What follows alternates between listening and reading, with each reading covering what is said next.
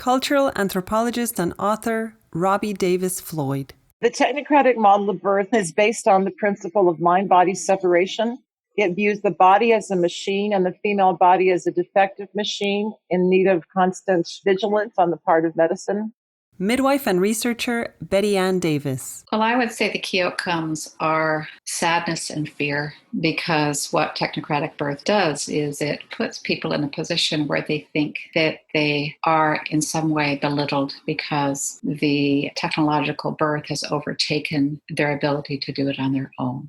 And that is why it's a problem. Science and technology are supervalued, only not real science. It's science that proves what they think they already know. It's what they look at, but they don't look at the science that supports normal birth physiology. The technocratic model is very much about aggressive intervention with emphasis on short-term results. Give that woman Pitocin, let's get that baby out as fast as possible, when there's absolutely no need for that. The other thing that technocratic birth does, I feel, is it really changes normalcy into abnormalcy. Every woman is looked at as though she's guilty until proven innocent of a problem. It's a profit-driven system that's intolerant of other modalities, and its basic underlying principle is separation of mind and body, separation of patient and practitioner, separation of parents from babies. If they become instead enlightened and empowered by birth, they can take over something that they never thought they could before in their lives.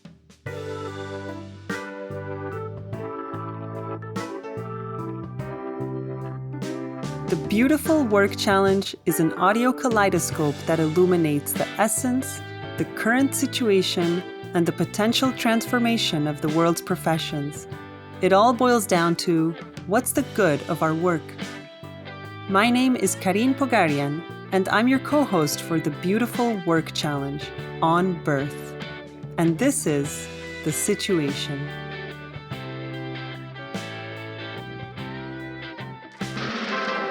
3500 BC dawns, and welcome to the new world.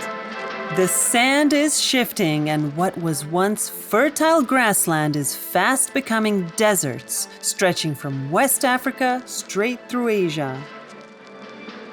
Food has become scarce, and the men are picking up the slack. Step aside, ladies. We'll handle it from here. What's this? Looks like they're spreading out over the planet with a gospel of domination, militarization, and abuse. In no time at all, the thought of nurturing mothers, babies, and natural, youthful sexuality will be nothing more than a fairy tale. It's a whole new ballgame. Chapter 1. The Original Origin Tale. James DeMeo earned his PhD in Earth, Atmospheric, and Environmental Sciences at the University of Kansas. James published dozens of articles and several books, including Sahrasia and In Defense of Wilhelm Reich. In 1978, he founded the Oregon Biophysical Research Lab. My book, Sahrasia, recounts that there is a hidden geographical pattern in human behavior that is embedded in all of the university literature, the scholarly research on human culture, anthropology, ethnography. There is a hidden geographical pattern in all of that data.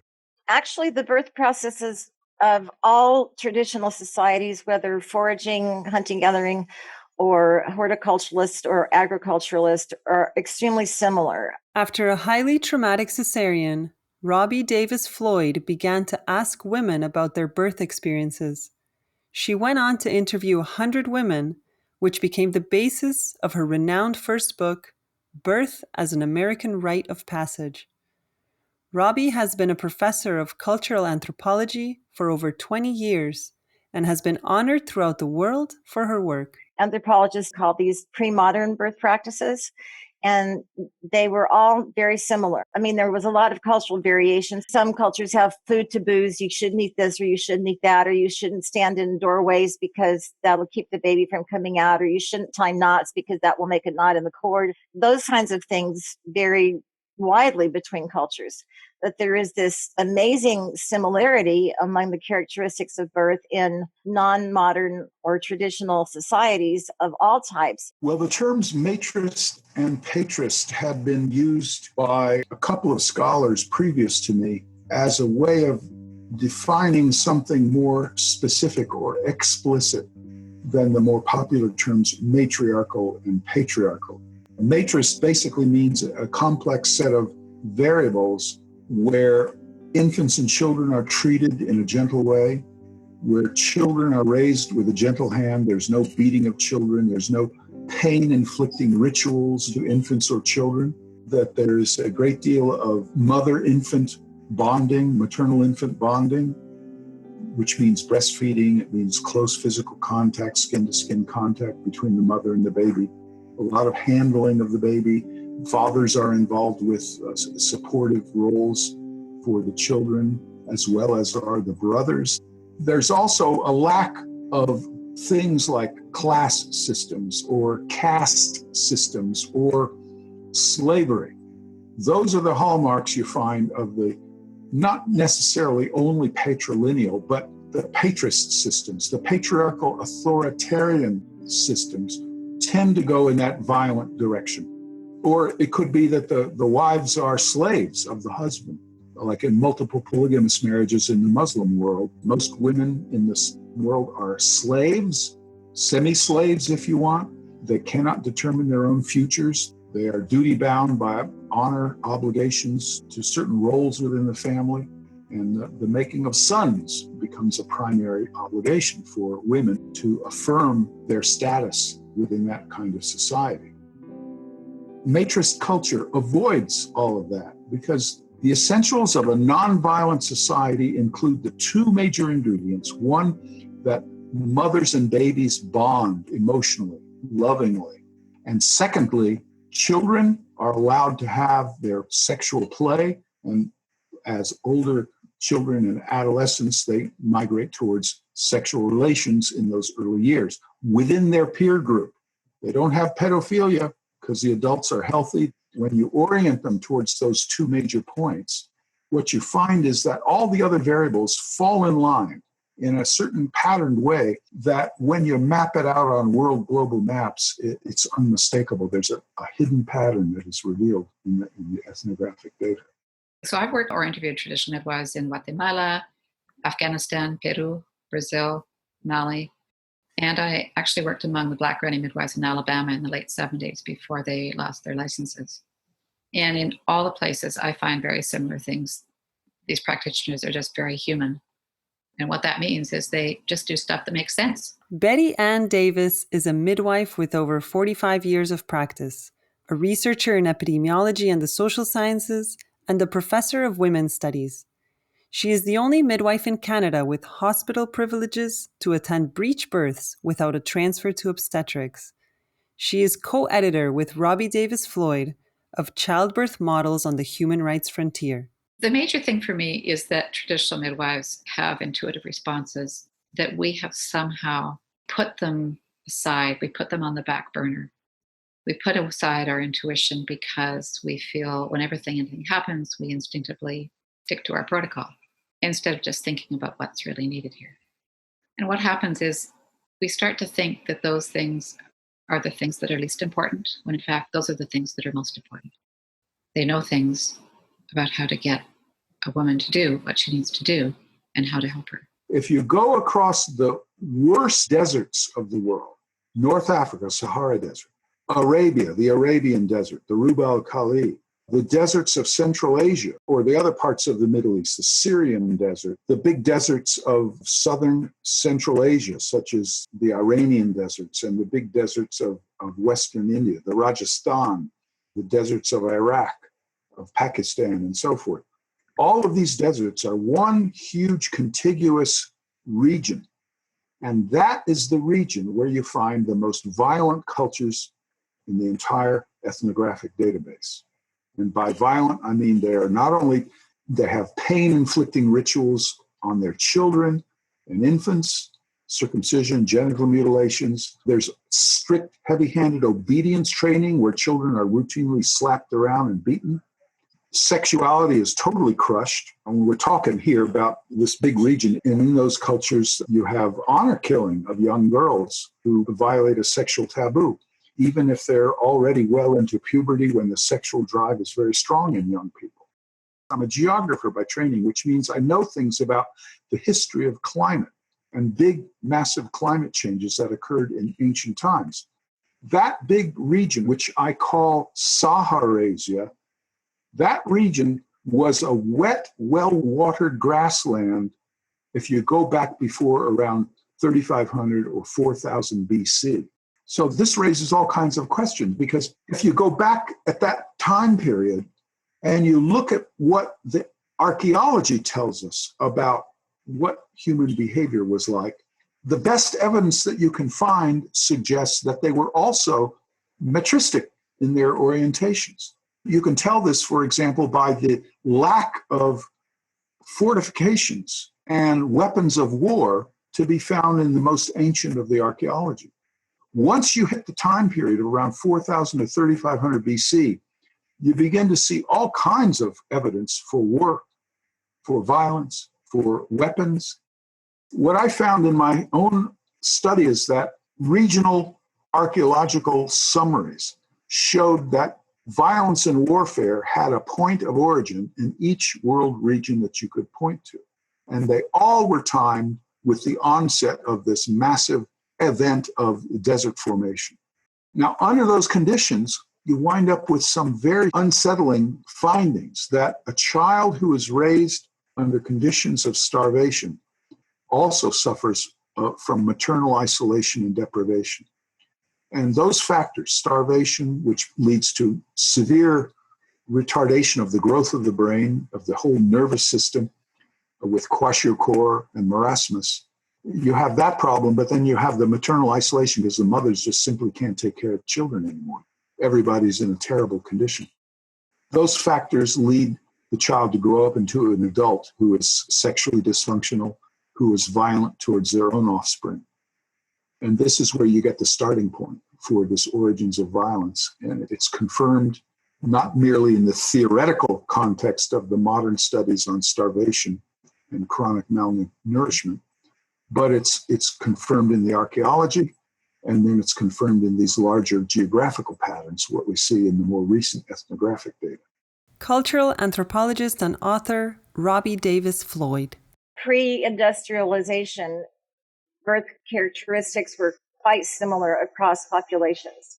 They involved upright positions and moving around a lot and changing positions frequently, eating and drinking at will, being supported by relatives, friends, and skilled midwives in traditional societies.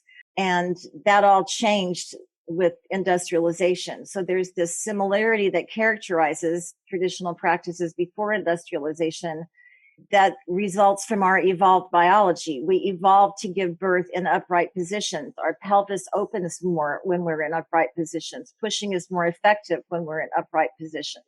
But after industrialization, when birth was moved into hospitals, women were forced to lie down for the convenience of the doctors.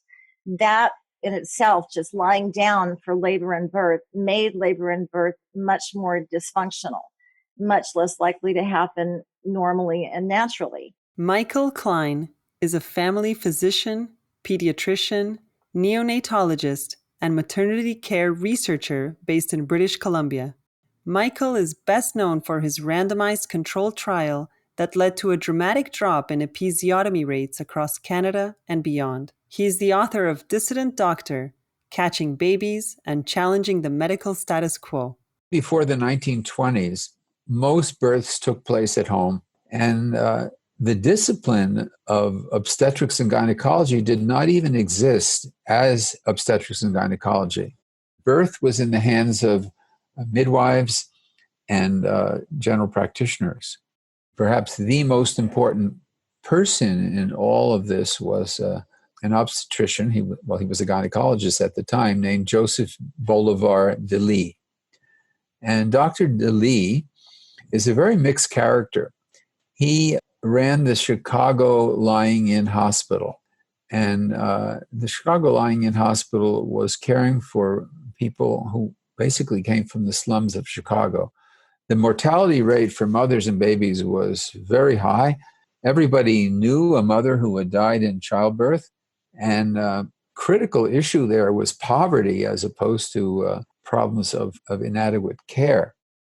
Rickets was widespread in the slums of Chicago, which led to narrower pelvises and obstructed labors and so on. It was Dr. DeLee's idea that we had to get childbirth out of the homes and into the hospital. But from a political perspective, he was very, very influential. He spoke to the American Association of Gynecologists in Chicago in 1920, and he gave a very famous talk called the prophylactic forceps operation. And what he was saying to his audience was that we need to make childbirth a surgical discipline. And what we're going to promote, and he said this, he was a wonderful speaker. What I'm promoting, and the results are just marvelous for both the mother and the child, is the use of the widening of the vagina through episiotomy and what we would call today lift-out forceps. And of course, they were using twilight sleep and anesthesia so that the mother was totally passive, and they would do a surgical cut, and then they would lift the baby out with forceps. But he said something even more profound in that talk. He said that if you undertake these two procedures, these two link procedures, you will gain control over the entire territory, and you will wrestle it away from quote unquote incompetent midwives and general practitioners, because they will not use these techniques. And we will turn childbirth into a surgical discipline and own the territory. Well, it was a speech that absolutely transformed maternity care.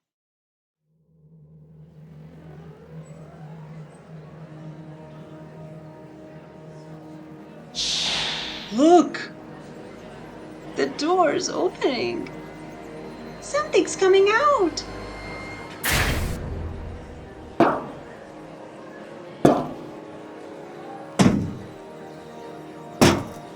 People of Earth, and the United States in particular, I'm afraid the changes needed for widespread healthy birth will make your head spin. What does she mean? What's she saying? You'd have to say goodbye to much of what you think of as progress. Like money isn't the key to medical excellence? Medical occupations and institutions would need to be re-envisioned. What? What the? Your economic structures, how healthcare is delivered, even the way you practice medicine would have to transform. Right. Good luck with that. You're not leaving. Wait! Hey, how about some details?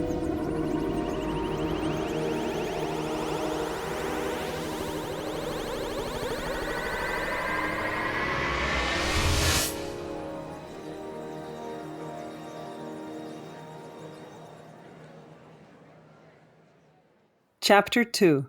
The Rulers of Birth. Physician and researcher Michael Klein. In North America today and throughout the world, there are two paradigms that are at war with each other around childbirth. One paradigm continues to say that childbirth is a normal process.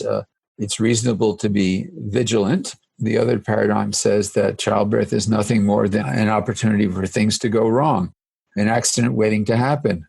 Pregnant women are unexploded bombs that need to be defused. These are entirely different ways of seeing this process that we call childbirth. Cultural anthropologist and author Robbie Davis-Floyd. Doctors go through 4 years of med school and then 3 or 4 years of residency and specialization, depending on what specialization they pick. And during that entire time, they are subjected to what is called the hidden curriculum in medicine, which is the unconscious modeling of behaviors that experienced doctors and resident teachers perform, where they treat the patient as an object. They talk in language the patient can understand. They unconsciously, with their bodies and their movements, they model this attitude toward patients that they transmit to medical students who are subjected to intense bombardment of information. Like in any rite of passage, the initiates are bombarded with new information in a way that shuts down their ability to think and analyze, and they just have to memorize and just take it in without critically analyzing it or asking themselves if they want to be learning what they're learning or if they like the values that are implicit in what they're being taught. Penny Simkin is a physical therapist who has specialized in childbirth education and labor support since 1968. She has prepared over 13,000 women, couples, and siblings for childbirth and has assisted hundreds of women and couples through childbirth as a doula. She is author of many books and co-founder of DONA International. What do obstetricians have to gain if they perceive and treat birth as a pathological event? So I think what they have to gain is a justification for a lot of what they learn in medical school. It's hard for an obstetrician who's had, 8 years of training or something to be working side by side with a midwife who has gone through 4 years of college and maybe has a master's degree after that, to think that she has skills. I'm saying she, and I'm being sexist, but most midwives are she. But the midwife has skills that the doctor doesn't have. The midwife knows how to use a position or hand movements or just a nice hug to help a woman settle down or help the baby find a better position, etc. And obstetricians don't know that. They know how to use, or they used to know how to use forceps, but now they know how to do a cesarean and get a baby out. So I think that one can feel belittled if they're told, well, you don't have to operate right now. You could try pressing on the belly this way or having the mother squat or something like that. That might do the trick. But it's a very narrow way of looking at babies being born. And some obstetricians who train with midwives are very proud of what they've learned from midwives. And they brag about it a lot. Robbie Davis-Floyd. The body is regarded as a machine, and the female body especially is regarded as a dysfunctional machine. From the beginning of Western obstetrics, obstetricians always have seen female bodies as defective insofar as they are different from male bodies. So female processes like menstruation and childbirth and menopause have always been medically coded as pathological in some way and needing medical care and medical intervention. Michael Klein. It leads very naturally into the next debate, which is the debate about cesarean section. Because in the 30s, when I was born, the cesarean section rate was 3%, and now it's 30%. And you could be a trained obstetrician in the 1930s and even up to the 1950s, and you could go through your whole training and never see a condition called placenta accreta, where the placenta gets attached to the wall of the uterus and won't, stuck and won't get unstuck.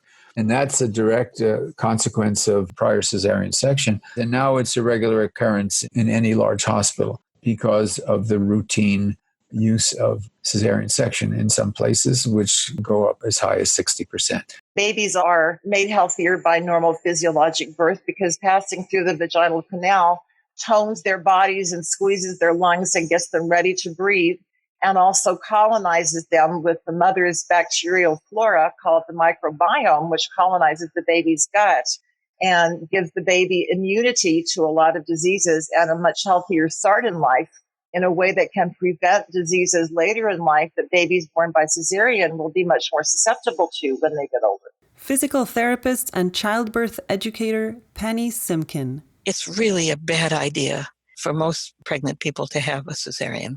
It really messes up the abdomen. Once a cesarean, always a cesarean in this culture. Only about 10% of women who have had a cesarean in the past will be able to have a vaginal birth in the future. And it isn't because their bodies can't do it. It's because physicians are afraid of a vaginal birth coming from a scarred uterus. The evidence does not support that, but this is the usual practice. Take a Brazilian obstetrician that my student interviewed. He told a woman who came to him wanting a vaginal birth, he said, look, for me, it's simply not worth it. For a vaginal birth, I have to be on call When you go into labor, I have to show up at the hospital and check you. I have to wait for maybe 24 hours until you give birth to your baby. That means I'm not attending my private clinic and seeing my private patients where I do make money. I don't get paid any more for a vaginal birth than I do for a cesarean. It's simply not worth my time to wait on you to give birth to your baby naturally. So I only do cesarean. If you don't want a cesarean, don't come to me. And that is a very common attitude in Brazil. You make a heck of a lot of money when you induce everybody, when you do cesareans on everybody, when you use drugs on everybody. Capitalism is antithetical to normal birth. What is important is power. Ricardo Herbert Jones practiced for over 30 years as a home birth and hospital attending obstetrician and gynecologist in Brazil. Ricardo introduced a model of support for laboring women that included a midwife, a doula, and an obstetrician for each of his patients. He is the author of Chronicles of a Humanistic Obstetrician. This model, where we have 95% cesarean section rate, like in my city, in Brazil, in middle-class women, doctors have most of power. They are powerful. They decide when babies are going to be born. They decide when women go to the hospital. They decide everything. Doctor has 100% of power. Women have no power at all. They cannot choose. They cannot have their babies the time the babies want, or they decide. No, doctors decide for women. So even though we know, and even the doctors know, it's not ignorance. They know that vaginal birth is safer for babies and moms. But they decide to do the cesarean section for any false reason, like the cord is around the neck, we need to do a cesarean section. Oh, the cervix is too hard, so we need to do a cesarean section. Oh, you're 41 weeks pregnant, so we need to do a cesarean section. They always have these false justifications to make their patients have a cesarean sections. Because for a doctor's perspective, vaginal birth and normal birth are terrible. Robbie Davis-Floyd. Doctors constantly say to women, I saved your life, I saved your baby's life by performing a cesarean, even though the reasons for the cesarean were caused by the interventions that the doctor himself made in the neurophysiological process of birth. That's called the obstetric paradox. You intervene in birth ostensibly to make it safer, but by intervening, you make it more dangerous. So having made it more dangerous with technology, you then throw more technology at it to try to make it safe again. I call that the 1-2 punch of mutilation and prosthesis of the process of birth. Punch 1 is mess up the natural process with technology. Punch 2 is fix the mess up you made with more technology. Midwife and researcher Betty Ann Davis. It's not the medicalization of birth that's improved outcomes. It's the discovery of life-saving measures that has definitely improved outcomes for certain women. But the problem with the discovery of any new medication or new methodology, such as doing a cesarean section or doing vacuum extraction or forceps, is that it tends to be used more than it's needed. And I do think on some levels it does have something to do with the patriarchy, in that men just seem to love tools. When you're afraid, you tend to go to instruments that can be dangerous. So that's the trouble with medical and technical types of instruments and drugs, is people think that they need to be used, and often they don't need to be used, and they just overuse them. And part of that, of course, what drives that? The liability. Litigious society drives that, because they feel that if they haven't done all of these interventions, then they will be sued. Penny Simkin. Yeah, the big question about oxytocin and cesareans, who gets the benefit from those? Is it the mother, the baby, or the obstetrician? Big question. Betty Ann Davis. Well, we just know that there are certain hormones that contribute to fetal and newborn well-being. Epinephrine, norepinephrine, catecholamines. They're hormones, and we know that along with oxytocin, there are large effects on maternal hormonal physiology. They really impact fetal and newborn hormonal physiology, maternal and newborn. And they have to work together. And so, when you do something like you purposely augment a labor or purposely start to induce it, you're not really looking at the baby's well-being necessarily. The baby's maturity is often essentially determined by the fetal cortisol production. And that has to be coordinated with the mother's readiness to go into labor through her estrogen projection and other processes. The timing of the physiological onset of term labor has always been really difficult for us to predict because of the normal variations. And you have to be at a point where the systems are fully primed, both the mother and the baby, and precisely aligned for the safe, effective labor. And that's why if you're using artificial oxytocin, sometimes it's not really working very well because the mother's not ready to accept the pain, because we know that the synthetic oxytocin, for some reason, does not seem to go through the brain barrier the same way the normal oxytocin does. The outcomes for an induced labor can be that it doesn't work because the mother can't take the pain and she wants an epidural, and then she ends up on her back, and then she ends up with more instrumental birth. Yeah, it becomes a problem. And inductions are done so freely these days. Penny. I feel a mission to make sure my students, my pregnant students, know this. So that if a doctor says, let's get it over with, she might say, no, I want to give the baby a chance to start the labor, because then we'll know the lungs are mature. And it might be that even 2 or 3 more days in the womb would benefit the baby. So I want them educated so that they wouldn't think it doesn't really matter as long as you're at 37 weeks or beyond. It doesn't even matter when you have the baby. It's all the same. Not true. And we know that babies continue to grow and develop in the womb until they're born. So it's very important that parents have a sense of the value of maintaining that pregnancy. Michael Klein. Maternal mortality in Canada is around 3 per 100,000. In the United States, it was running about 5 to 6 to 7 per 100,000. However, in certain pockets in the United States, let's say Alabama, where poor people are not getting the medical care that they need and where they are suffering from the diseases of poverty, the United States has a rising maternal mortality rate. In Alabama, it's almost 20 per 100,000, which is just, it is a catastrophe. And these are people, because of the inadequacy of medical care in the United States, are dying without medical care or without prenatal care.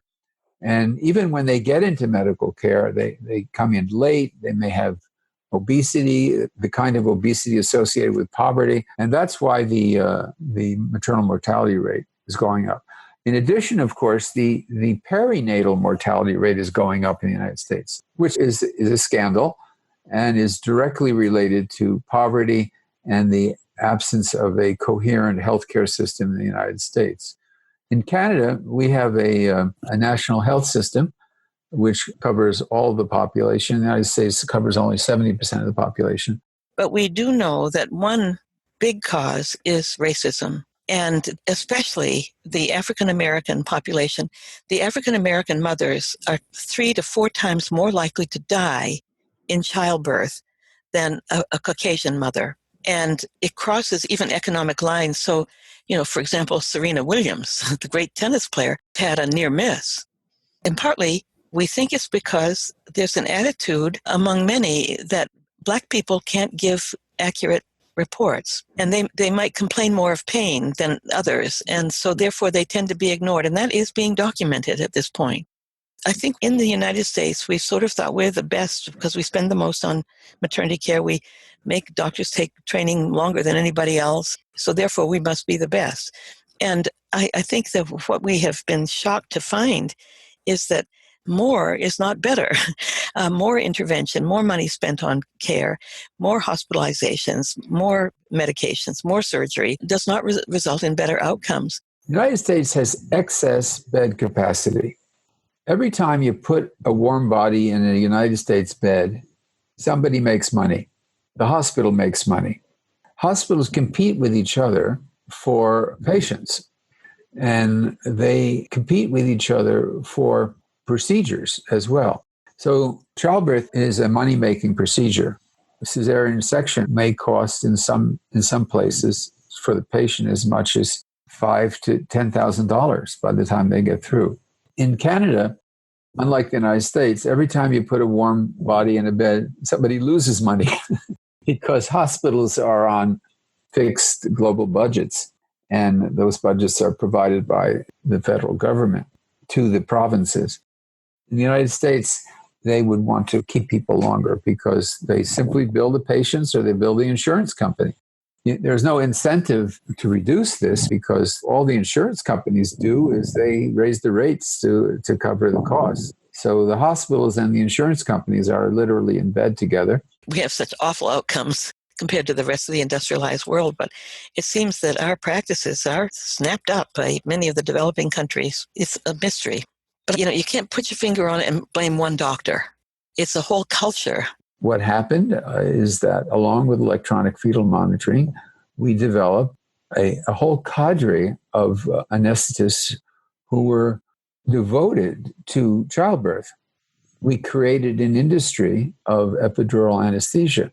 And epidural anesthesia has now become the norm, that the majority of women laboring in the United States and Canada get an epidural.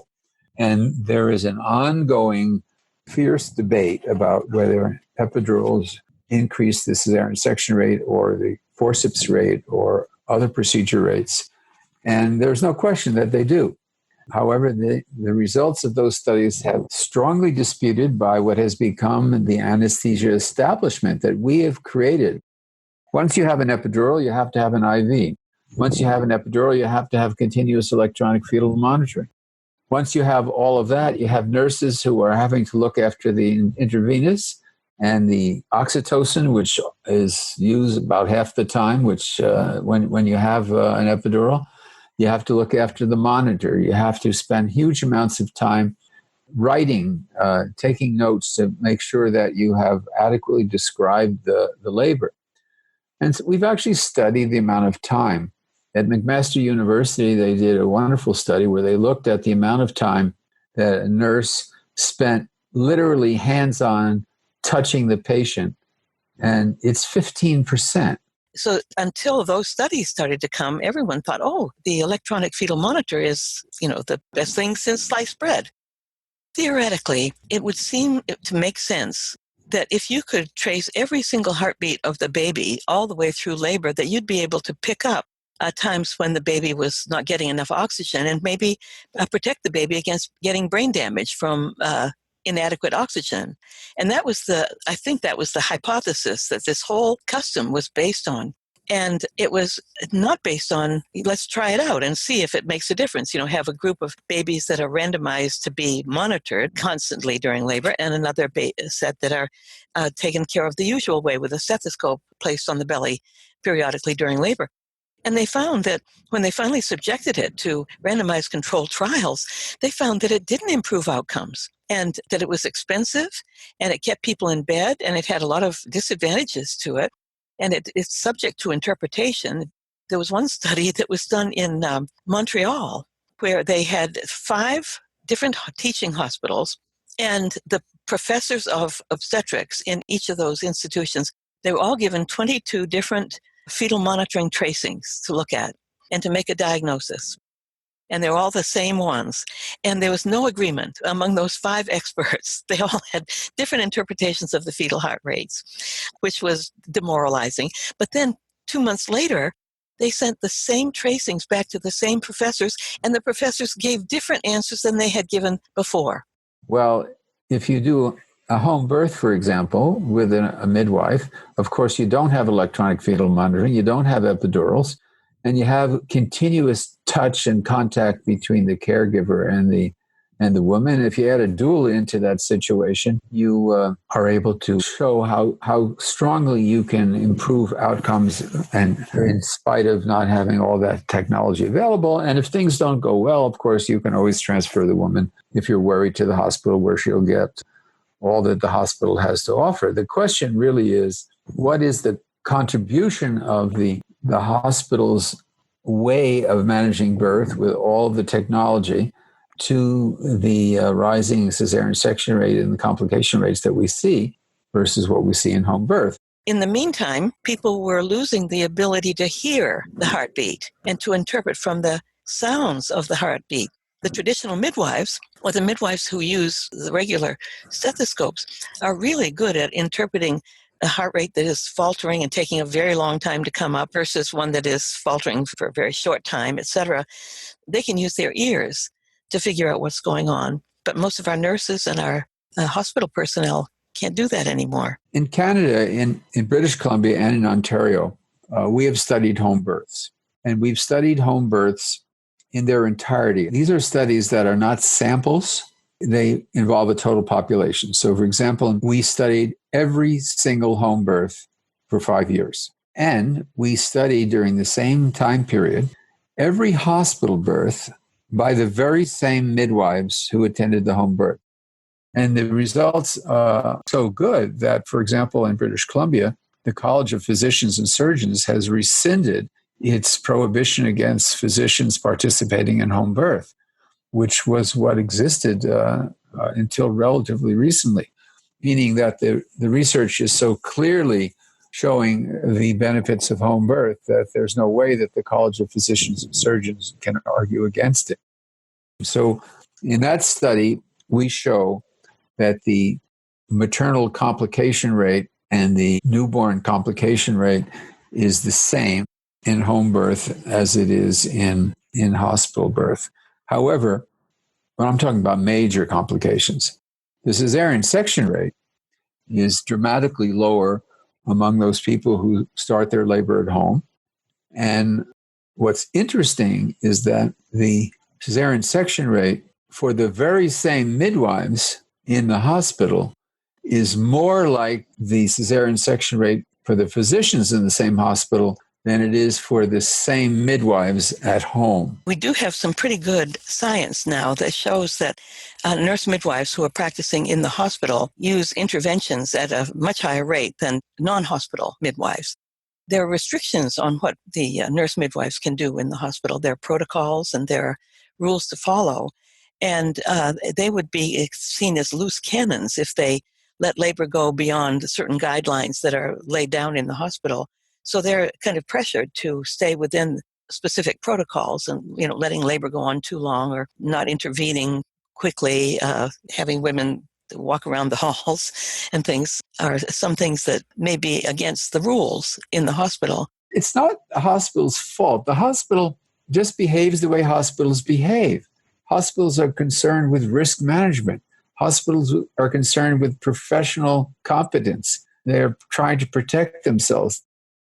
The reality is that many of those women who chose to have a midwife and a hospital birth could have had a home birth.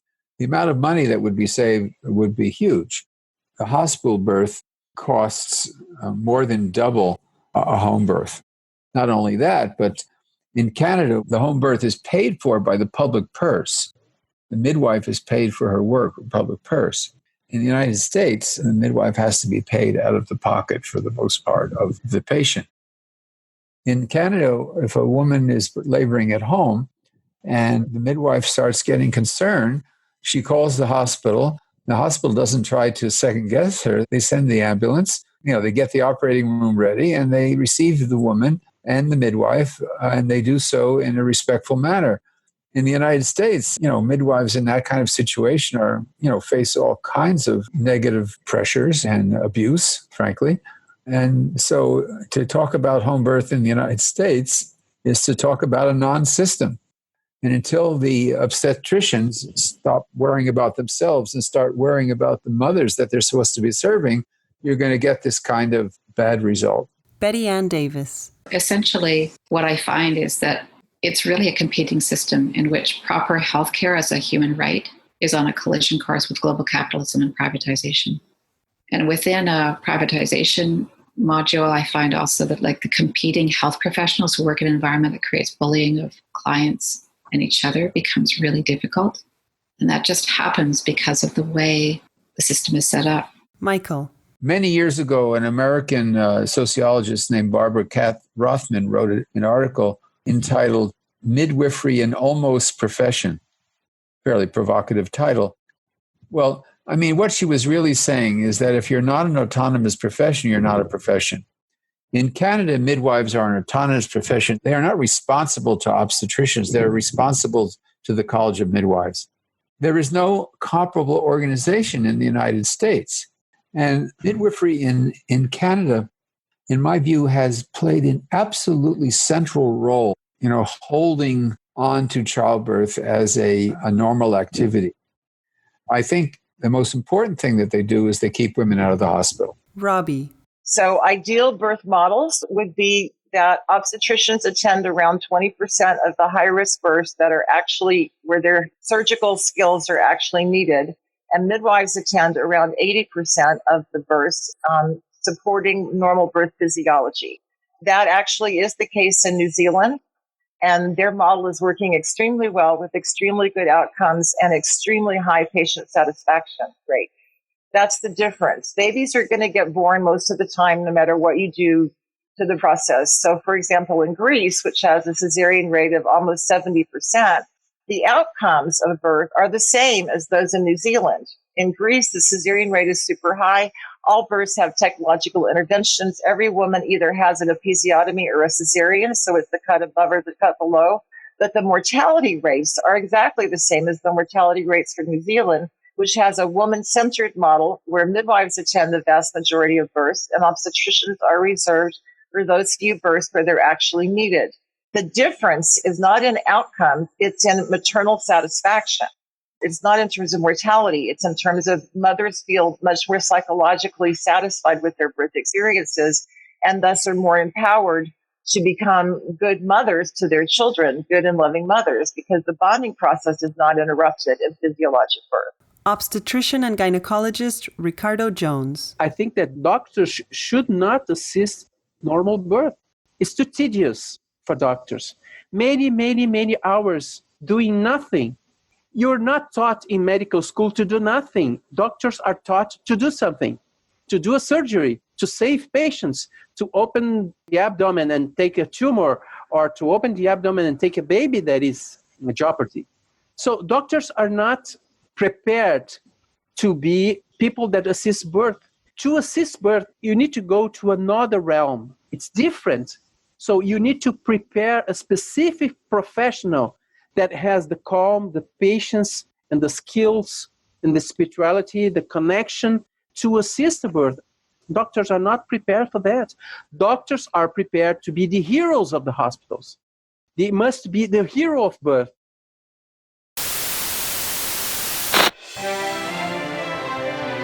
On today's episode of When Birth Goes Bad.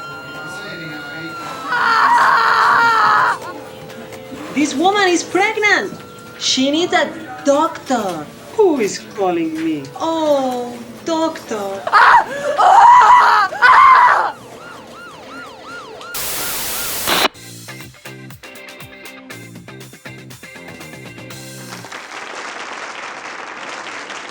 Kim, you look HOT hot. How did you get your figure back so quickly after making that baby? Well, Twinkie, I started exercising immediately after my planned cesarean. I went from the hospital straight to my gym. You are an ROLE role model. Oh, and I've been on an ultra-organic juice fast that really sheds the pounds. You know, these fruit trees don't touch dirt. It's like you never had a baby. What baby? Oh, you.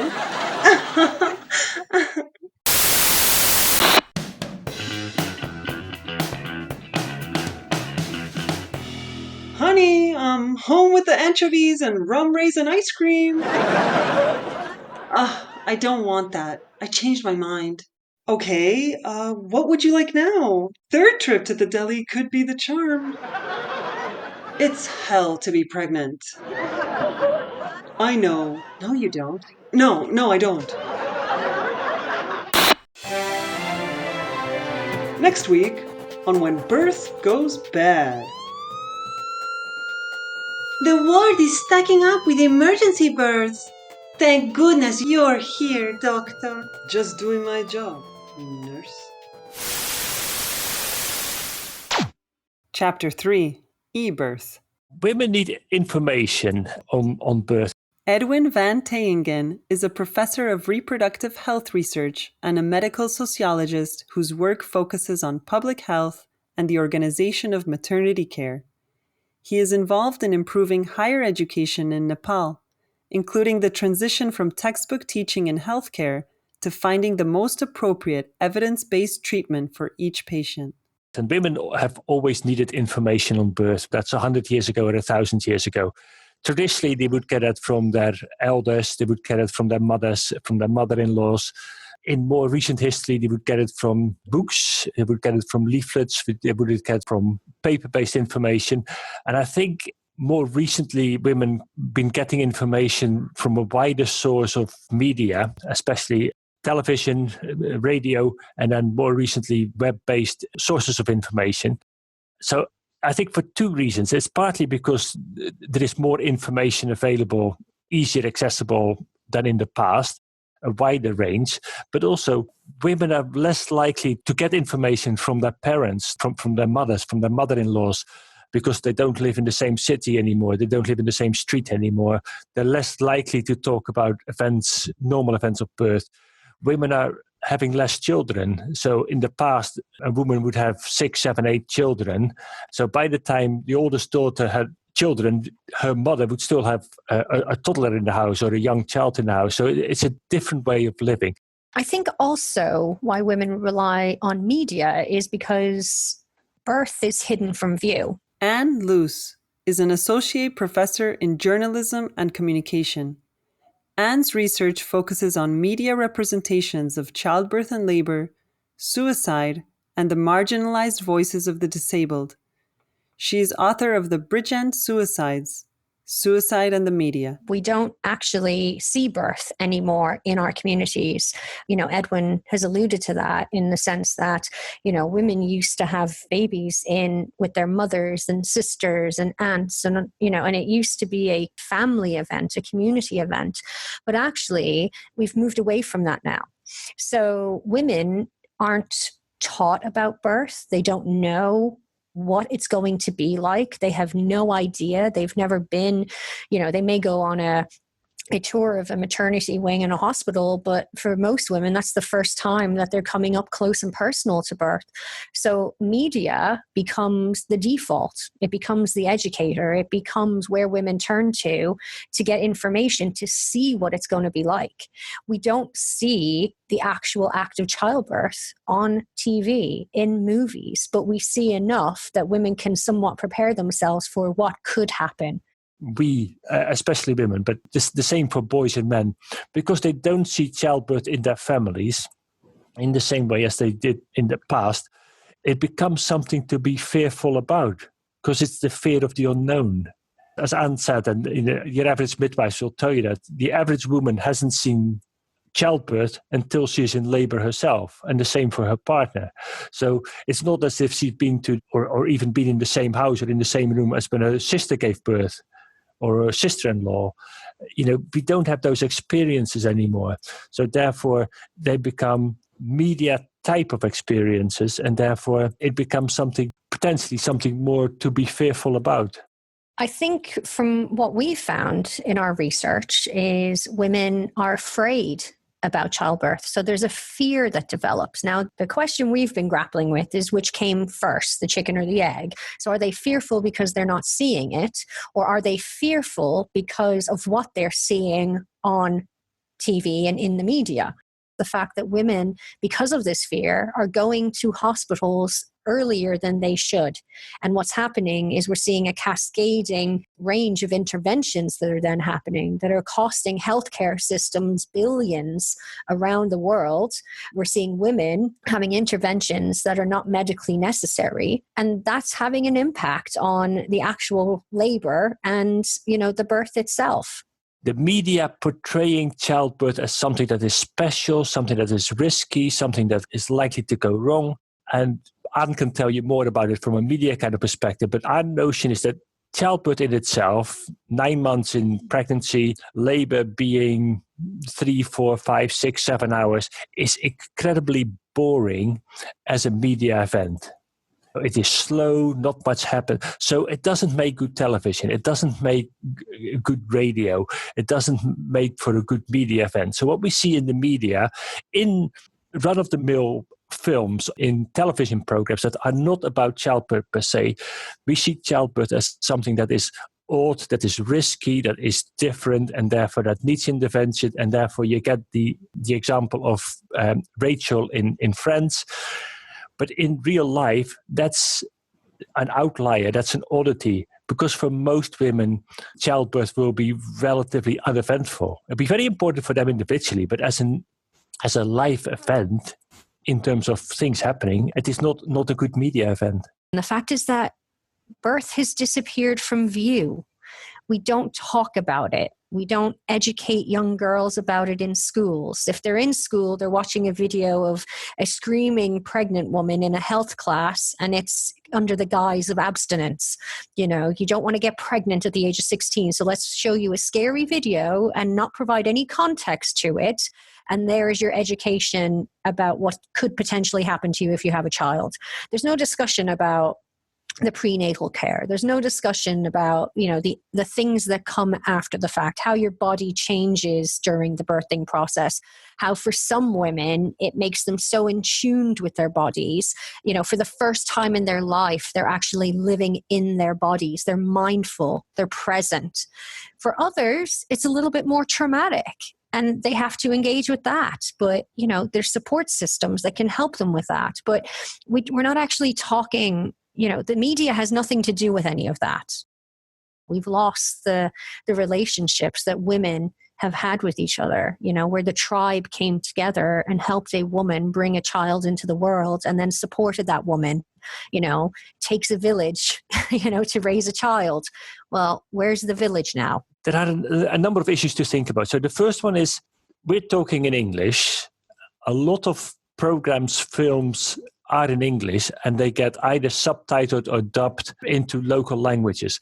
So if I'm watching television in Nepal, sort of half of it is sort of Nepali, Indian kind of programs. The other half are American or British programs.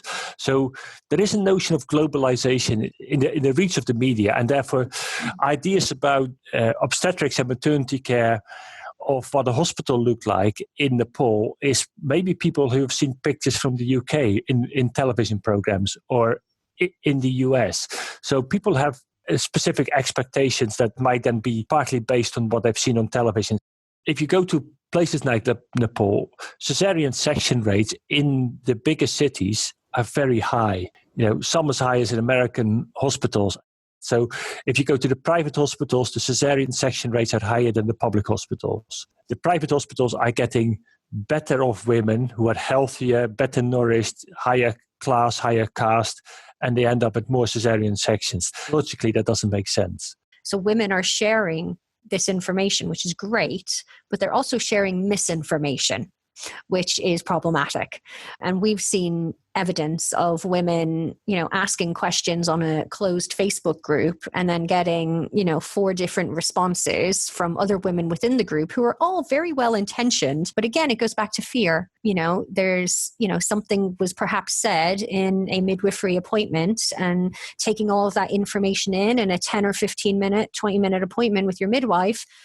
And then you go home, and as we all do, we start thinking and rethinking and playing, and well, what does that mean? And, why didn't I ask that? And before long, you're now Googling to find out what is the worst case scenario. And, you've gotten yourself worked up into a frenzy, and you go onto a Facebook group. Can you please just help me? I think there's something wrong with me and my baby. When actually, if you rang the midwife, she'd say, no, that's fine. You're in normal. Those are normal blood levels. Don't worry about it. It's all good.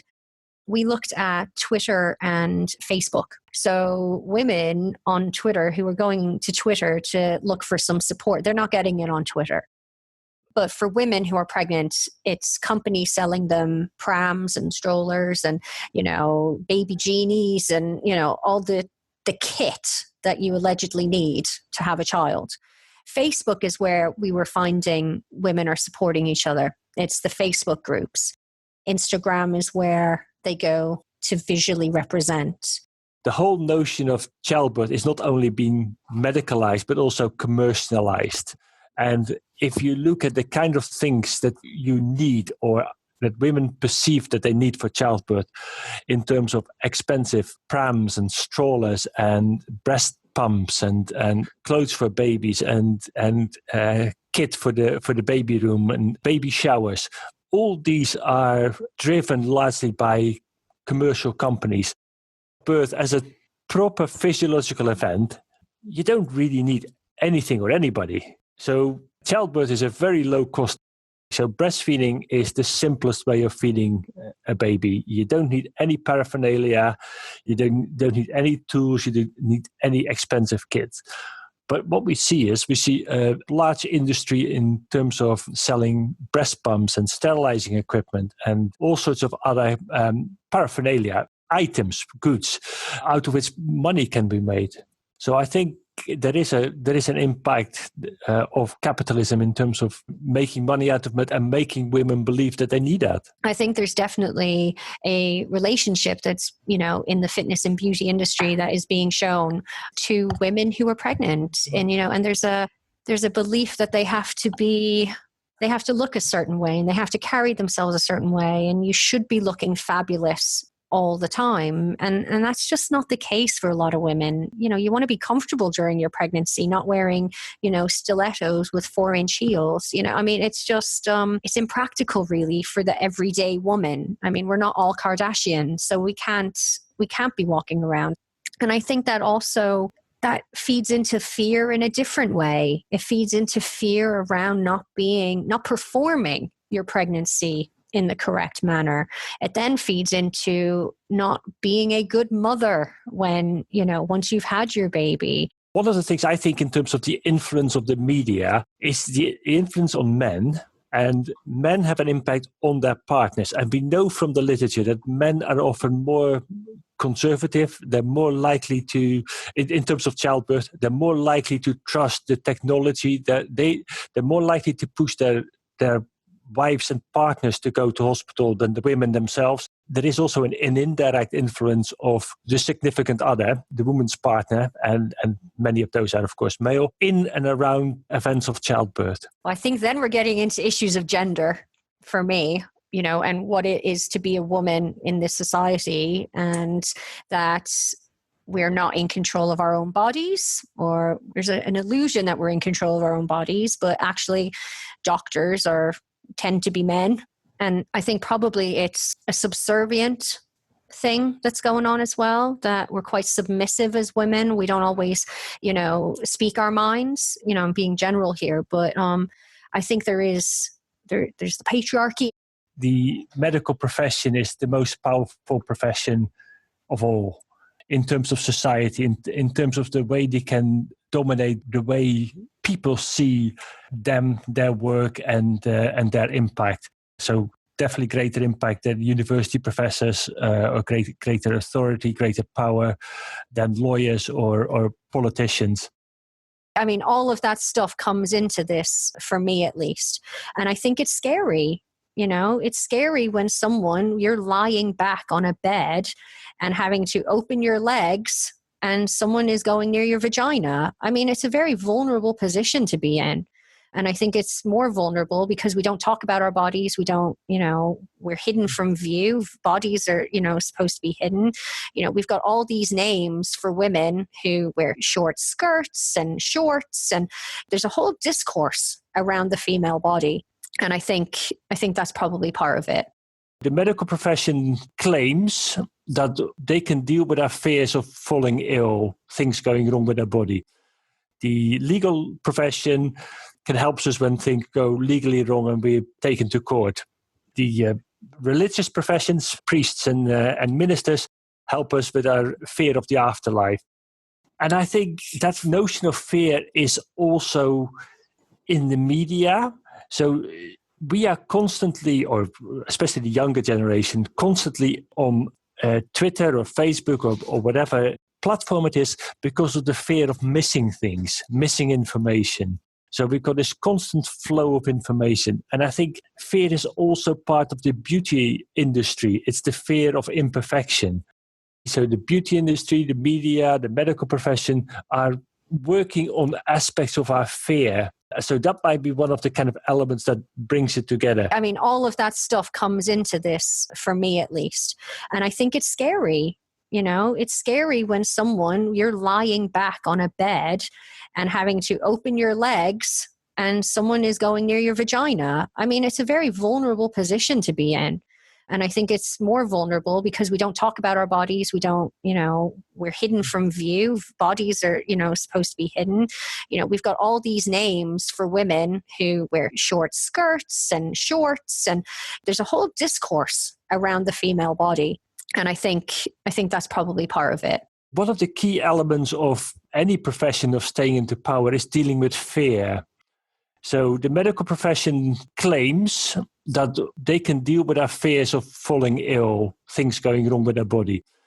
The legal profession can help us when things go legally wrong and we're taken to court.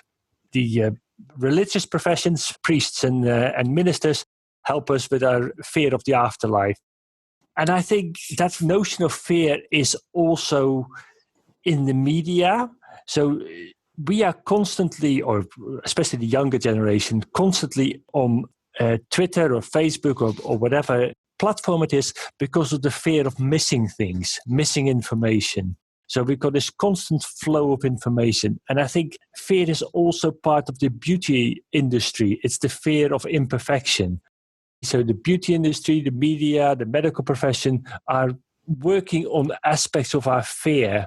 So that might be one of the kind of elements that brings it together.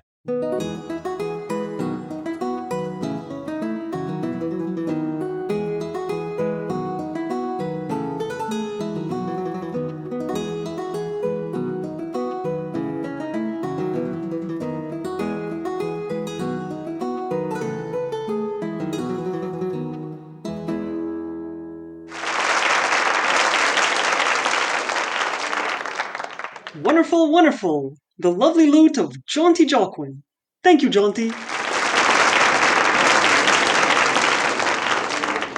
Welcome once more to Gutenberg's Guzzle and Gazette for another special evening of entertainment. The medieval Times calls it a must-read. It's on the nightstand of every judge and witch hunter in Europe. Of course, I'm referring to Malleus Maleficarum, or Hammer of Witches, penned by those favorites of Pope Innocent VIII, Reverends Kramer and Springer.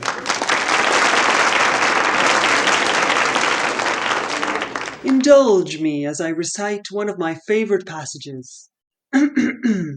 For this must always be remembered as a conclusion, that by witches we understand not only those which kill and torment, but all diviners, charmers, jugglers, all wizards, commonly called wise men, wise women. But be most on guard for these beneficial witches, which do no hurt but good, which do not spoil and destroy, but save and deliver. It were 1,000 times better for the land if all witches, but especially the blessing witch, might suffer death. And remember, no one does more harm to the Catholic Church than midwives. Oh, thank you. You're too kind.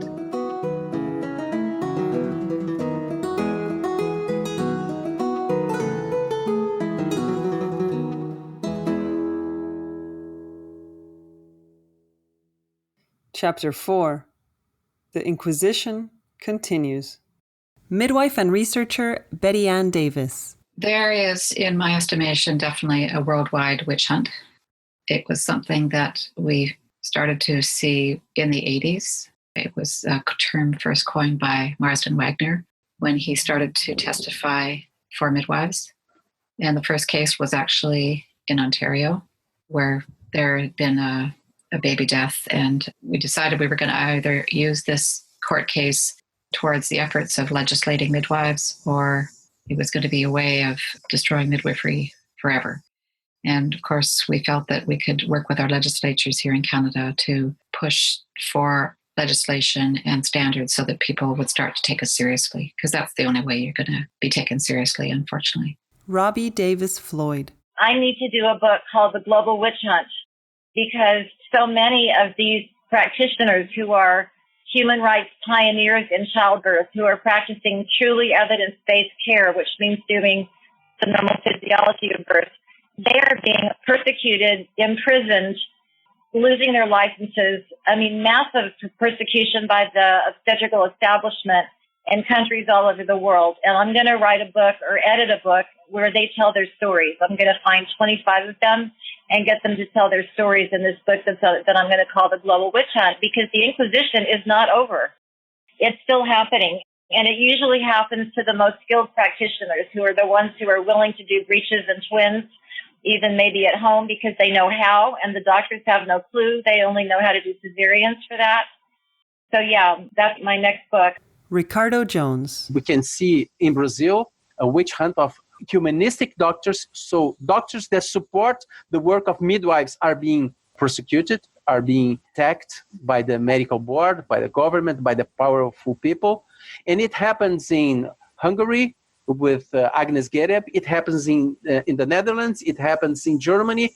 It happens in Argentina with a friend of mine. So a lot of doctors are being attacked. A lot of midwives are being attacked, because now the population around the world can witness the decay of this idea that birth is better in the hands of doctors. So now we have evidence-based medicine showing us that birth outside the hospital, in home birth or birth centers, are better than hospitals. Births that happen in hospital are more dangerous.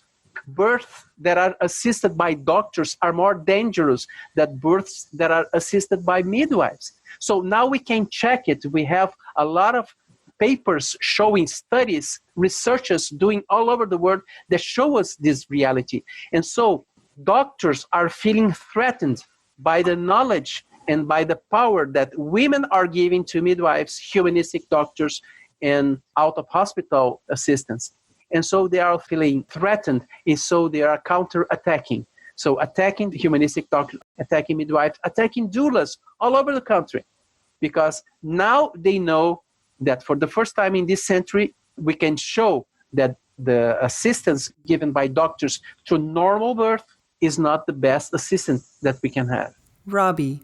In Ecuador, there was this fabulous private hospital called La Clínica Primavera, the spring clinic, and they had 2 birthing rooms with tubs. They did such beautiful normal births. They made videos of them, publicized them all over the world. They were a lot of people went there just to give birth in their hospital from other countries, and it was a magical, amazing system with incredibly good outcomes. The 2 owners of it, Diego and Lily, are now serving 7 years in prison for doing normal births. And the police came and they dug up the grounds around the hospital looking for dead babies, because they were sure that nobody could have outcomes that good, and so they must be just burying the babies that died. And of course, they found nothing. Betty Ann Davis. I've testified at numerous cases. I've testified in Pennsylvania for one of the midwives who was being singled out.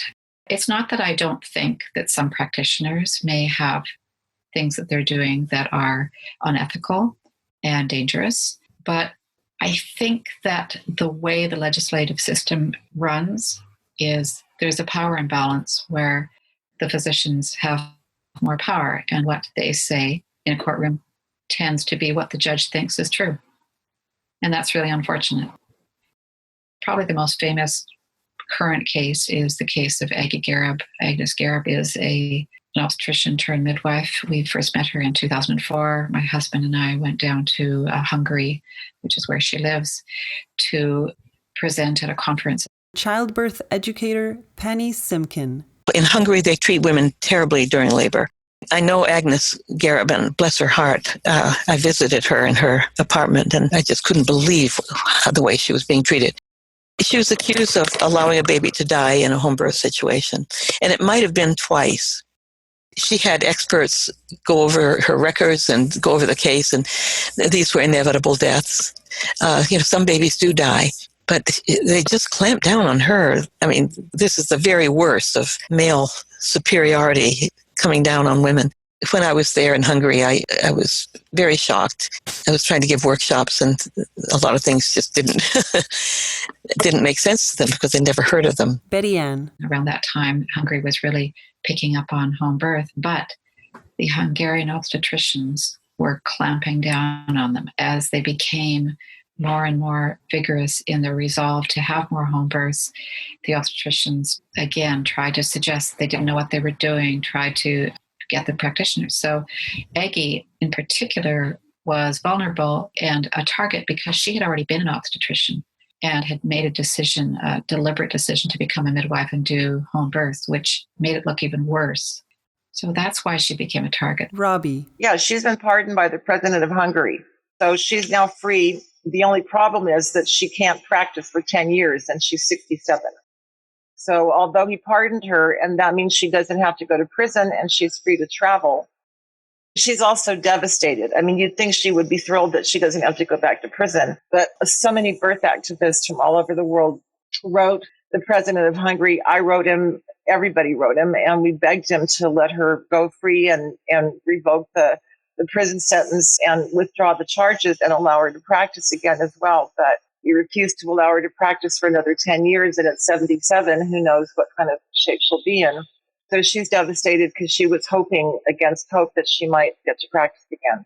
Because, she was trained as an obstetrician, but eventually she rejected obstetrics and went to midwifery training because she realized that midwifery training was much more suited for supporting normal birth physiology, which is what her goal was, to help women have healthy, happy, psychologically empowering birth experiences. Penny. In England and the Northern European countries, they do a great job with birth. I think Southern Europe and Eastern Europe don't do so well, and then Asia is another matter with lots of different forces working against normal birth there. We do have horizontal violence, in our hospitals where staff are bitching at each other and not cooperating. And if someone is like Ricardo trying to do something different and better, not respected. So I guess if we just said that, is this happening all over the world? Yes. Ricardo. And so the whole medical profession was going toward a direction of more medicalized birth, more intervention, more cesarean sections, more drugs, more time in the hospital, more procedures. And I was going to the other side, to the opposite side. And so, in a way, my colleagues were always trying to diminish my efforts to humanize birth. One of the ways to do that is to say that you are a fanatic. They used to say you are the fanatic of the normal birth. And saying so, you are against technology. So you don't respect all the advances in technology and procedures that we had in the last 100 years in cesarean sections. And so you do not respect all the teachings that you received in the medical school that taught you to intervene, that taught you to use drugs. And I was doing the opposite. But the fact is that I was not fanatic. I was just trying to be conscious. And I was just trying to use technology only when it is necessary and not for hospital benefit and doctors' benefit. So a way to diminish and to attack the opposition is to try to label this person as a person against technology or a fanatic. And that began in the first day that I came to the hospital as a resident, and I was 25, 26 years old, saying that I read a book and I was studying positions for birth, and I decided to do birth in vertical positions like squatting position. And 30 years ago, to say that in Brazil was the same as saying, you're crazy, you're stupid, only Indians do that. Indians in Brazil are not intelligent. Indians are primitive. So women from cities, they are not able to squat. They are not able to have their babies. It's dangerous for babies. Baby can fall on the floor and break the heads, things like that. Stupid things. But I knew that my intuition was saying, of course, it's much more easier for a woman to have a baby in a vertical squatting position than to lay flat on this table, this absurd table that we use to assist birth in Brazil. But from that time on, they labeled me This is the fanatic of the normal birth. This is the one that wants to do things in a different way. This is the doctor that is trying to modify the protocols and the routines in the hospital. The thing is that I've been bullied for more than 30 years in my city by the medical community, calling me to the medical board to make complaints, or doctors complaining because I gave an interview on television or on the newspaper saying that, yes, home births are safe, and we have the experience of countries in Europe where home births are safer, and we can have this type of birth in Brazil as well. We had a home birth, that the baby was born pretty well, and the baby was okay, but we decided to transfer the baby to the hospital after 2 hours of observation because the breathing was not 100%. The baby went to the hospital. The baby was in observation for 3.5 hours, and then the baby began to behave badly, and eventually 24 hours after that, the baby died. And they decided that was the moment to make this doctor accountable. That was the moment they decided they were going to take away my license because I was assisting home births. And this kind of thing happens all around the world. You see doctors and midwives being attacked by not behaving exactly the way that the medical board decides. And in a sense, after 30 years of bullying, for me, it was kind of a relief when they took away my license, because for the first time, I could relax and not be attacked by the medical system. Robbie. It is an extraordinary example of how patriarchy works. Because they're men and because they're wearing white coats and they have degrees, they have the authority, and they have their knowledge is considered to be authoritative. It's absolutely true. Doctors have ruined traditional birthing systems all over the world. They've ruined them by teaching the midwives the wrong things and then wondering why maternal mortality rates don't go down when they teach the midwives to carry a little kit that they give them with scissors that can't be sterilized. They used to, traditional midwives will cut the cord with maybe a freshly cut sliver of bamboo, which is actually sterile. And then here comes the doctor and says, no, you have to use sterile scissors. And it's interesting, when doctors used to give training courses to traditional midwives, and they would train them to do births with a woman flat on her back. And the midwives who had been doing vertical births for, like I said, millennia sometimes, because it was a doctor who had so much more status, they thought, well, he must know what he's talking about. I guess I've been doing it wrong all these years. And they would start doing births with a woman flat on her back, and then they discovered it doesn't work very well. Betty Ann. Well, there's power and prestige as well, right? I mean, it's really different when you start to realize, I guess midwives we're just accustomed to being treated like lesser thans, realizing all the time that we're actually more with women than the average practitioner in a hospital who has got the designation called physician. But it's really difficult for physicians in positions of power to see that anybody else might have a different way that might be better. It's just really difficult for them. I call it the law of shackles, because it puts physicians in positions that often, I don't even think they want to be necessarily in. The society's put them in a position where they feel that they are at the top of the totem pole, and it's always better for everybody if they didn't take that attitude. But the attitude is promulgated by society and also promulgated by women, because they would get off their pedestal if women would get off their knees. It's very often that you find that women just, in spite of all of it, they'll have a prenatal class, they'll understand everything about it and understand how they need to face up to someone bullying them into doing something, but it's still really hard for them to see it.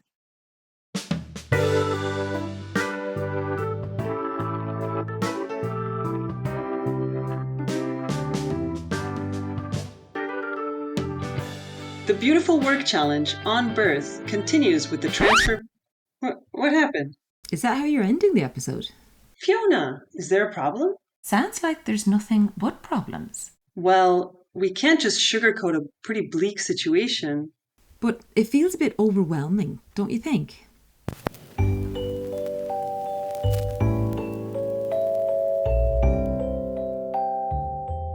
Well, the situation isn't the whole story. There is more to say. Sabrina. How about we get the transformation ball rolling a bit? I like it. Perfect. Chapter 5, To Life. Robbie Davis-Floyd. Oh, I would like to see a switch to evidence-based care. That would do it. Just boom. Switch care. Make sure everything you do is evidence-based. That's an idealistic goal because there's not clear evidence on everything. But step number 1, stop admitting women before 6 centimeters of labor. The latent phase of labor lasts up until 6 centimeters. And that phase can normally and naturally and healthily take place for 4 days or more. As long as you're eating and you're drinking and you're getting a little rest and the baby's heart tones are being monitored, latent labor can go on for a very long time. If women stop being admitted in latent labor, the cesarean rates would immediately drop because a huge reason for cesareans is called failure to progress. But most women are admitted before they're even in active labor. And then, of course, allowing women to move about freely, to eat and drink as they wish during labor, to have artifacts for physiologic birth in hospitals. Betty Ann Davis. We need dynamic communities around the world that choose to topple prevailing medical powers. And so technocratic birth is something that is an external force. And although it's trying to save babies, and that's often the language that's used in technocratic birth, we really think that really to preserve safety, you need to have appropriate care for citizens during pregnancy and childbirth. And usually the citizens know what kind of care they want. If they try to approach the system, they often are in a battle. And we've really seen this as we've watched Indigenous groups and people who are trying to have reproductive rights put on the table. Feminist writers point out the dangers of investing state structures with the responsibility for achievement of feminist goals, because there's an importance in women struggling instead to establish practices like self-defense classes and institutions like battered women's shelters and birthing centers, because it becomes a way of empowering women to develop what it is they think they really need. If you expect to be getting from a government institution what you really want, you have to be very careful to understand what the limitations of that are. And often people understand that once they set their foot in an institution like a hospital, even in some of the birth centers that are government run, they are really putting themselves into a situation where they suddenly have a lot of rules imposed upon them, which they might not have normally thought that they needed. Ricardo Jones. In birth, I would like to see more midwives working.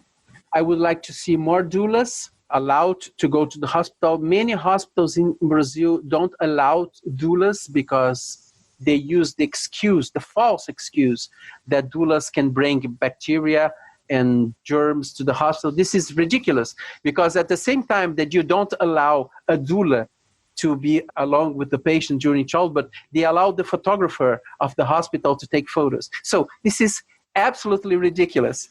So I would like to see more doulas allowed to births, more birth centers in Brazil. We need hundreds of birth centers. They have the best quality because they are assisted only by midwives. And I would like to see all hospitals opening doors to midwives for them to practice and to show the high quality of assistance that midwives can bring to birth. This is not difficult to do. I think that we need to begin in the universities. So put more midwives, programs for midwives, and less programs for obstetricians, because we have thousands of obstetricians in Brazil. We have a lot of obstetricians. In my city, we have more obstetricians in my city than entire France. And my state has 10 million inhabitants, and France has 40 million inhabitants. And we have more obstetricians than France. We have much more obstetricians in my city that we have in the Netherlands.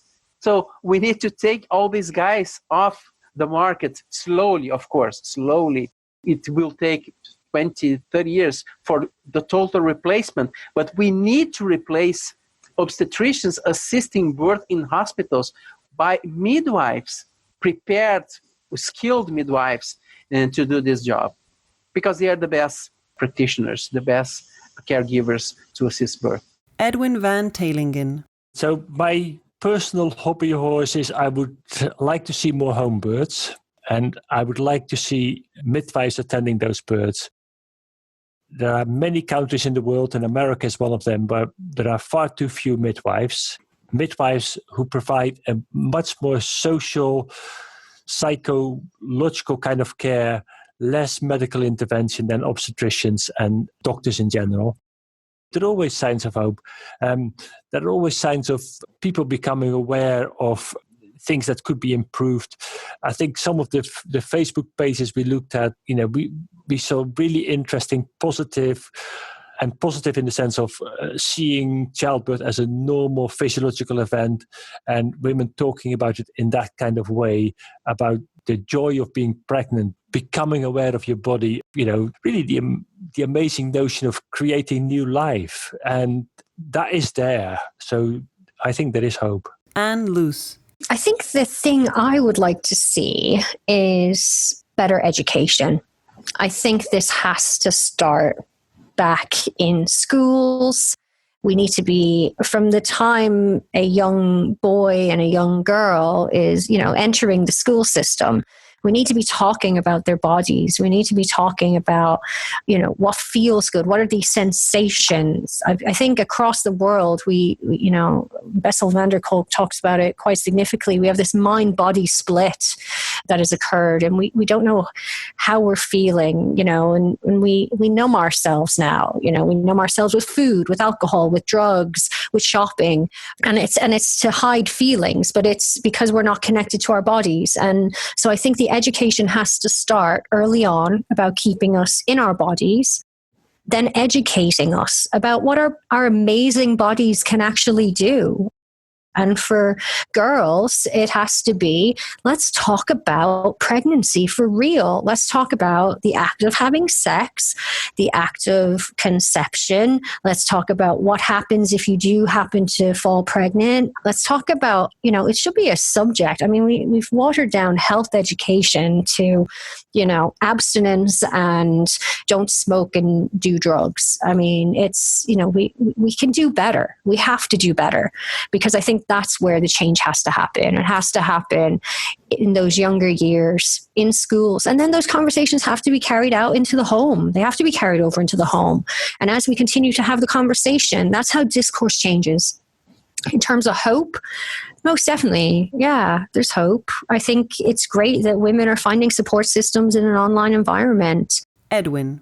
I just want to mention men one more time, and I'm serious, because I think when Anne talks about education, we need to be very careful not to talk about education of girls or for girls. We need to talk to boys about childbirth, about breastfeeding, about menstruation, because we don't. And because we don't, they don't know. You get misconceptions, and you get media filling the gap of what we know about, we as men, as boys, know about childbirth and any related kind of issue. So education, and especially of children, need to be of both the boys and the girls. Penny Simkin. We know that people get into an altered state of mind when they're in labor if they feel safe. And I've seen this over and over again. And I've often said, if I could be with a person for that 1 hour when she goes from being this conscious, alert person in early labor to being this instinctual person in mid-labor, that's the time I would want to be with everybody. I love seeing that transformation. But the doula can help a person stay in that instinctual state. And I'm absolutely convinced of this, and I can't prove it scientifically, but damn it, I'm right. And I just pound my fist on the table to say that. We, as doulas, we can match her mood. If she's getting into an instinctive place and she's kind of moaning or grunting or, we don't ask her a question. We do it. We moan right along with her. We help to keep her in that instinctual state where her body is taking over. Her body knows what it's doing. Michael Klein. In the 1970s and 80s, there was a movement which some called the humanization of childbirth. It happened on both sides of the border. And that was when radical things took place, like partners were allowed in the delivery room, like birthing beds started to appear, where single-room maternity care started appearing, where you have you labored, delivered, and recovered in one room. All of these were positive results. But associated with them were a reduction in routine procedures that could not be defended, like episiotomy, like shaving, like enemas, routine IVs. All of those things stopped happening. And the drivers for all of that were women themselves. They formed organizations, childbirth education associations. There are relatively few people who are complaining about the medicalization of childbirth. In fact, we're having increasing numbers of people who are deciding to have cesarean section in a preemptive fashion. And in Canada, where you really can get a qualified midwife, you're seeing the opposite trend taking place. Is it possible to develop a movement analogous to the successful movement of the 1970s? The problem is that those people thought that they won the war, when in fact the war has simply shifted to another battleground. And whether it's possible to, in the present era, to offset forces that are going in the other direction is something I'm afraid pessimistic about. Betty Ann. I really would like to see everyone take off their shackles and everybody sit back and figure out what a woman really wants and not posture. Posturing among professionals is really, really difficult. And that goes for midwives and physicians alike. I think that there's just a lot of that because we are thrust into a system that does that. The reason it's so nice to have a home birth is because there's no posturing and there's no pecking order. Women just do whatever they want to do and they're in their own home and they're in charge. When you go into a hospital, everybody else is in charge. And that's the reason why it's really wonderful for a woman to just stay put, and because she's in her own home instead of the hospital, which is the practitioner's home. So I would just like to see everybody not think that the way they're doing it is the only way you can do it. How do you help women to, and all practitioners actually, not bow down to a system that is really broken? It's a really broken system. And that involves the doctors and the mothers and the fathers and everybody who's involved. It's just really difficult. And as soon as you step out of your role and become human, you become a target because you're not doing what the system wants. The system is built on efficiency and capitalism. So women need to take charge by learning as much as they can and going in with a series of demands and questions. They should do that. They should try to do that rather than assume that the professional is going to know everything. Because professionals in this society, I feel, are all traumatized. They're all dealing with some kind of trauma. There's so much bullying going on among professions and between the professions. Women have to be aware of that because traumatized professionals traumatize women. If you have instead a situation where you have a milieu that is working really well together and there isn't all that professional posturing, women do better. And women really do have to get into the place where they are saying, this is what I want. They have to be really clear. And to do that, they have to go and search. They often don't do that till their second pregnancy when they've had a C-section already and they go, what happened? So in order for women to get off their knees, they have to take that on. And then everybody becomes more human. As soon as you start to speak up, everybody starts to realize, oh yeah, okay, so we are all equal partners in this process, but the mother is really the top of the totem pole. Thank you for joining us for the Beautiful Work Challenge on birth. And thanks to our situation guests, Robbie Davis-Floyd, James DeMeo, Betty Ann Davis, Michael Klein, Penny Simkin, Ricardo Jones, Edwin Van Teyingen, and Anne Luce. Special thanks to everyone who subscribes to Catalista on Patreon, where contributors can access merch and bonus birth interviews. The Beautiful Work Challenge was edited by Tim Kirby and Gijsbert Ambashir. Sound design is by Rich Cutler and Jay Blanchett. And mixing comes from Viren Dakan, Gijsbert Ambashir, and Mark Tulk. Our music is composed by George Jennings. The executive producers are Chicky Munch and Binny Bunny Munch. with assistance from Ed Goldberg, Nikki Hatzidis, and Gerald Gerbil. You can find the current schedule of Catalista podcasts and sign up for our weekly email at catalista.net. If you enjoyed the Beautiful Work Challenge, please add, comment, and like us on your favorite podcast platform.